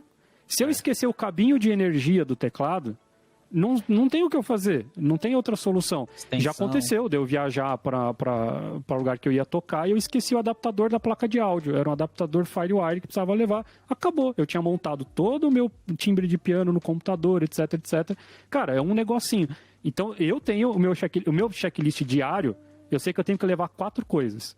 Se você me pedir quais são as 4 coisas, eu não sei te falar aqui de imediato. São as 4 coisas. Eu sei que eu tenho que estar levando 4. Daí eu sei, é teclado, é pedestal, é a mochila, entendeu? Então, eu olho e falo assim, não, as 4 estão aqui. Dá aquela conferida antes na mochila sempre antes. Se você, isso tudo são dicas que a gente fala, logicamente, para você que está principalmente começando. Então, Primeira vez que você vai tocar na sua vida. Eu já esqueci de levar o amp pra gig, cara. Esqueci de levar pedaleira. Eu também. Depende do nível de amnésia do amiguinho. Exato. E se Tem você que parar tiver de um usar coisas checklist, antes do show. se você fizer um checklist, você dá essa conferida, porque Verdade. você precisa dessas ferramentas. Acho que esse que é o barato. Você precisa. Eu geralmente esqueço quando eu tenho que sair cedo. Quando é show à noite, dá pra fazer tranquilo. Quando é cedo, quando tem que sair cedo, eu tenho que deixar as coisas prontas na porta, No dia assim, anterior. tipo, no chão, no dia anterior, tá ligado? É isso. É. Senão você vai estar... A única coisa que eu sempre olho se eu tô levando é a palheta. Só isso. O resto... Jogo de corda. A guitarra tá com corda? Você tá com Não, cabo. tá sempre com corda. Essas coisas não. eu- A única eu coisa que passei- pode dar jazz é a extensão, porque a Tabata sempre pega minhas extensões. Olha lá, tá vendo? Ela tem Aí, 5 ó. extensões. Eu ia Não, falar vou pegar agora, do o Raul que tá fala na assim, mochila mas, dele. mano, Eu Ele é passei rabugento, tanto... bicho. Você chega no palco, se ele pisa no palco, o palco faz... Tá fazendo um barulho esse palco aqui, hein, mano? Os caras não arrumam o palco. Eu não consigo entender como esses bares estão abertos até hoje. Caraca, é um senhor de 90 anos, né? É, o Raul é o rabugento. Mas- Eu passei tanto tempo viajando que, tipo, eu criei um esquema pra mim que eu nunca mais... De arrumar as coisas, assim, é mais ou Mari, menos mas igual ao também, Pedro. né? Você leva só um microfone, venhamos e convenhamos. O fone, microfone, às vezes eu tá. preciso de tablet pra letra, o pedestal. Tem algumas coisinhas, né? E sem contar as coisas quando a gente vai se arrumar no lugar, né? Então tem que levar toda a maquiagem, as roupas que eu vou usar, tarará, o cabelo, como é que vai ser, brinco, etc. E Tá coisa vendo? assim, Vocês estão com medo de virar baterista? Mas assim, gente, cara, a gente tem que criar. Quanto mais você criar esqueminhas, mais salvo você vai estar. É o mesmo lance de estudar. Se você estudar antes, quanto mais você estuda antes, mais você tá salvo também. Então é tentar fazer o máximo para você não se sabotar, cara, né? Perfeito. Então Se temos joga. a nossa lista de dicas. Temos a Yes. nossa lista de dicas, vamos para a próxima, na verdade. Que agora Pois está é. na hora, então, da gente se encaminhar para o final desse podcast, que eu acho que já deu muito mais de 1 hora aqui pelas minhas contas. Então a gente vai para as nossas indicações, para as nossas sugestões. E hoje eu vou começar com a minha sugestão, então. A minha sugestão, eu assisti há umas 3 semanas atrás uma palestra no Netflix de uma baita de uma psicóloga, chama Brené Brown. Alguém conhece este nome? Brené Brown é Não. tipo 5 best-sellers da New York Times há alguns anos lá nos Estados Unidos. E ela tem um trabalho de 25 anos assim de pesquisa sobre coragem. Sobre justamente Legal. o que a gente precisa fazer. O nome até agora me covarde. faltou, mas ela fala sobre você ser vulnerável. É isso que ela fala. A importância de você ser vulnerável para você ser feliz, a importância de você ser vulnerável para você alcançar os seus objetivos, etc. Então, quem quiser dar uma olhada, eu acho que tem tudo a ver com o assunto, dá uma olhada lá no Netflix, tem Brené Brown, e o nome da palestra é The Call to Courage. Então, a chamada para, o chamado para a coragem, alguma coisa assim, tem lá tudo traduzido, é uma palestra sensacional. Chorei durante a palestra, tem coisas ali que mexem com a gente de, tipo, justamente desses Vulnerabilizou. períodos, assim, exato, da parte vulnerável.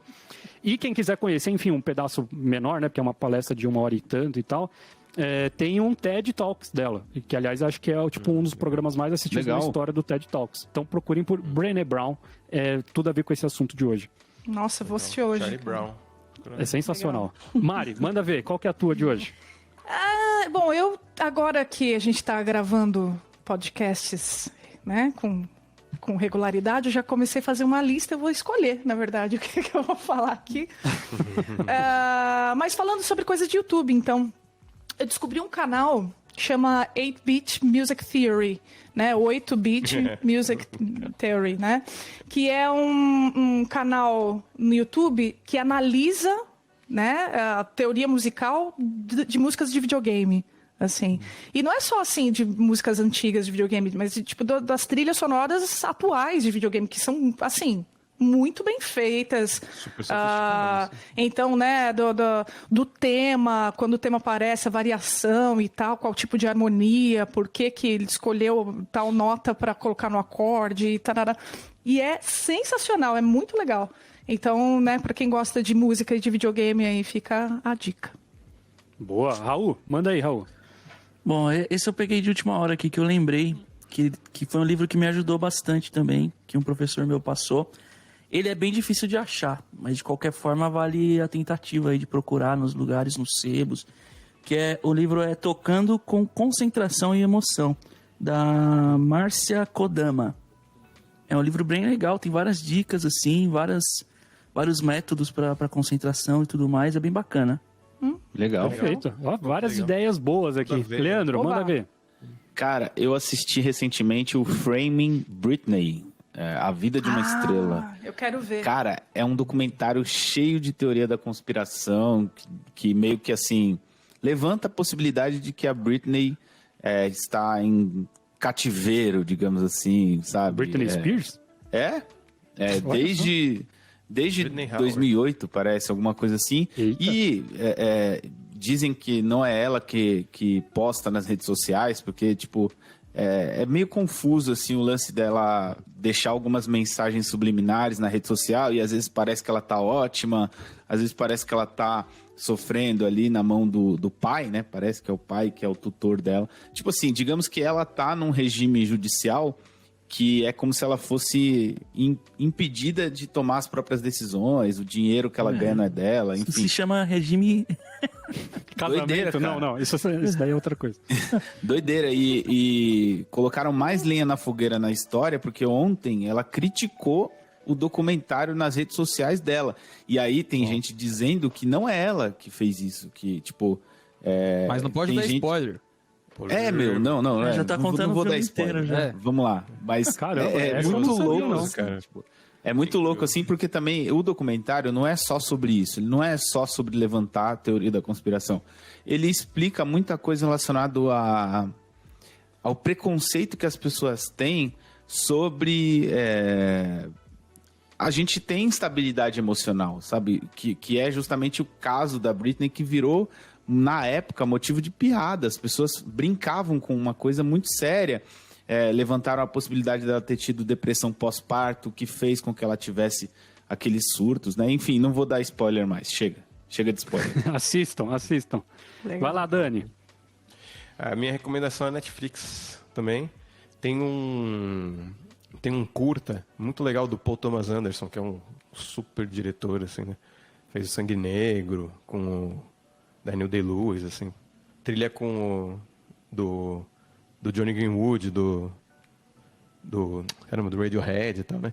Ele tem vários clipes do Radiohead que ele fez, e esse curta é um curta do último disco solo do vocalista do Radiohead, que chama Anima, que é muito legal, animal esse disco.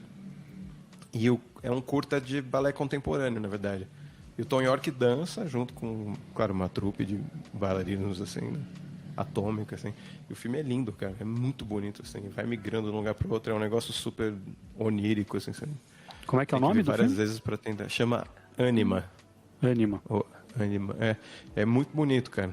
E aí fica a dica de ouvir o disco também, que é demais, assim. Né? Sensacional. E é Lucas, do Netflix, né? A cereja do bolo, Lucas, vamos lá. Cara, eu passei o tempo inteiro aqui pensando em falar do disco. Eu não lembro, eu não sei como se pronuncia, eu acho que é Uzoma, do Mental Abstrato. Um disco que eu fiquei ouvindo essa semana, é bem legal. Só que aí com a invasão, com a fuga do Enoch aqui, eu lembrei também que essa semana a gente tá lendo muitas coisas com ele e tal, que a escolinha tem mandado. E um dos livros que eu comprei antes dele nascer, ou pouco depois que ele nasceu, foi o Amoras do Emicida. Então, que legal! ficam duas indicações bem rápidas para vocês aí. Boa. Sensacional. Bom, Então, todas essas indicações, lembrando que teremos aqui na descrição do vídeo, certo? O link, enfim, alguma forma de você achar essas indicações e poder aproveitar. Já tem 6 coisas para você correr aí essa semana, porque semana que vem tem mais indicações. Então, gente, não esquece que o espaço dos comentários aí é para vocês. Deixem seus comentários, nos animem aí, falem se vocês estão gostando, se vocês não estão gostando. A gente precisa saber se o caminho que esse podcast está tomando é o melhor, se vocês têm dicas, sugestões, mas também, principalmente, sugestões de temas. Então, a gente está fazendo aqui, vocês veem que a gente está falando sobre tudo, sobre qualquer coisa no ramo da música, e muitas vezes foge completamente da música. Então, mandem pra gente as suas sugestões de assunto pra gente poder colocar ali na pauta. Muito obrigado pela sua presença aqui, obrigado a todos os nossos Music Daughters. E a gente se vê, então, na semana que vem. Um grande abraço, até a próxima. Tchau, Falou. gente. Tchau, bye bye.